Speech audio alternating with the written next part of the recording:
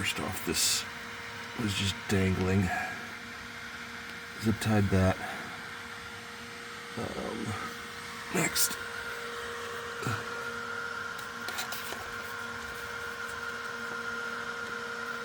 This brake cable was just super tight on that bolt. I had to really lift it out, get a flathead screwdriver and pull it off of there, and then bend this tab out, and then pull the,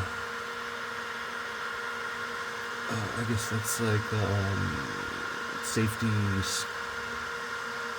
whatever, wire to stop the tire from rubbing on it or sticks or whatever. So I pulled that up and over so it could ride on that instead of directly onto the brake cable hose. Yeah, here's your hydraulic disc brakes. Next, there's the battery charger. I was trying to get a part number off of, see if it was 220 compatible. So I came to this wiring mess, just dangling everywhere, and found this just loose.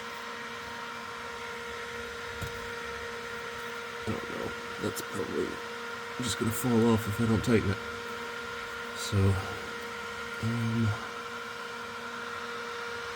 lot of wires just really just draped across things that it shouldn't be touching. Like these motor wires, those are high voltage. I'd like to see those a little further away, so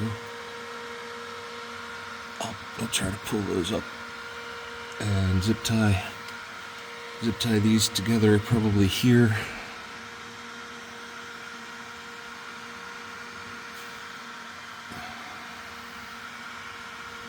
That's it for now. Oh, and there's the